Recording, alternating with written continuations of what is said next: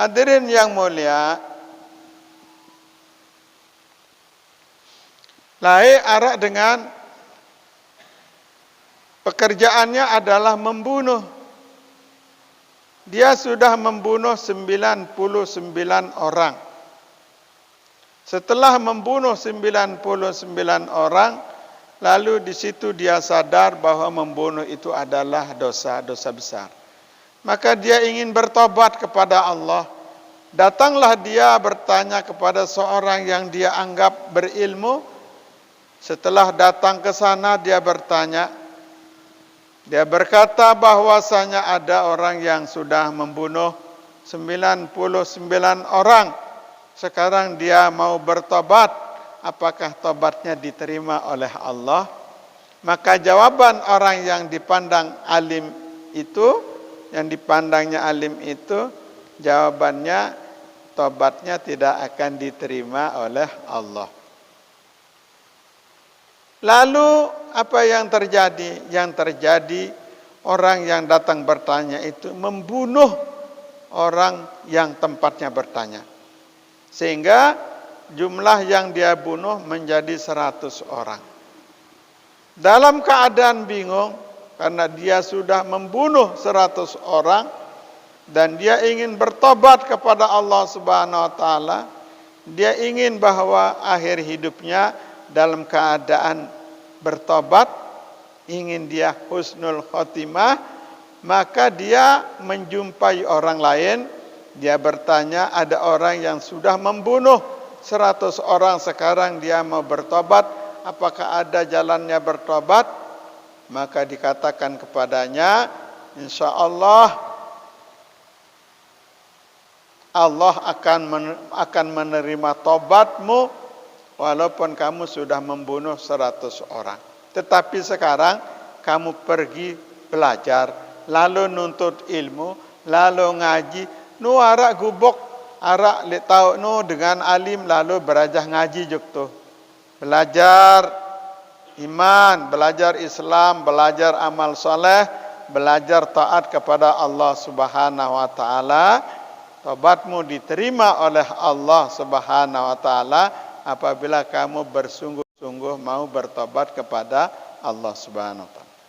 Lalu orang yang sudah membunuh 100 orang itu berangkat. Berangkat lalu ngaji. Berangkat lalu ngaji. Dalam perjalanan pergi ngaji, di situ dia jatuh dan meninggal dunia. Belum sampai kepada tempatnya ngaji itu. Masih dalam perjalanan pergi ngaji. Apa yang terjadi? Orang yang mau pergi ngaji itu meninggal dunia dalam perjalanan. Maka datanglah malaikat. Malaikat itu malaikat Zabaniyah dan malaikat Ridwan.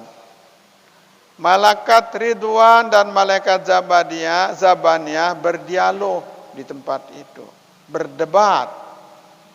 Zabaniyah mengatakan bahwa laki-laki ini meninggal dunia, dia belum pernah melakukan ibadah, belum pernah melakukan taat kepada Allah, dan perbuatannya hanya membunuh saja. Ini hak saya, akan saya bawa dia ke neraka. Lalu malaikat Ridwan mengatakan bahwasanya orang ini meninggal dunia dalam keadaan bertobat. Karena dia meninggal dunia dalam keadaan bertobat, maka orang ini menjadi hak saya. Akan saya masukkan dia ke dalam surga. Saya punya hak untuk membawa dia ke surga. Subhanallah. Apa yang terjadi, perdebatan tidak berakhir. Terus dua malaikat ini berdebat dan mengatakan sama-sama punya hak. Zabaniyah mengatakan orang ini dia punya hak dan akan diseret ke neraka. Ridwan mengatakan itu laki-laki, orang itu adalah hak malaikat Ridwan dan dia berhak membawanya ke surga karena meninggal dalam keadaan bertobat. Maka karena dialog tidak selesai, Maka Allah perintahkan kepada malaikat Jibril diperintah untuk datang untuk menjadi hakim atas dua malaikat yang sedang berbeda pendapat itu. Lalu setelah sampai di tempat itu, malaikat Jibril setelah mendengar keduanya berdebat, berdialog, maka Jibril mengatakan, kisu ma bainal qausain.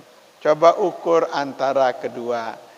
Dari mana dia berjalan sampai di sini dan kemana dia berjalan, pergi mau kemana, dari sini diukur sampai ke tujuannya itu. Setelah diukur, maka ternyata bahwa tempatnya jatuh meninggal dunia itu di tengah perjalanan, lebihnya hanya 1 haste saja. Lebihnya hanya 1 haste. Jadi perjalanan nuntut ilmu itu sudah melebihi sehaste dari setengah perjalanan. Maka karena sudah lebih daripada setengah, kemana yang lebih dekat, maka dia yang punya hak. Dia lebih dekat kepada tujuannya. Ia lebih rapat, ia rapatan sejengkak. Sehaste, dait lain saja lalu ngaji. Itulah ruan antara lain fadilah bertobat kepada Allah Subhanahu wa taala dan fadilah menuntut ilmu.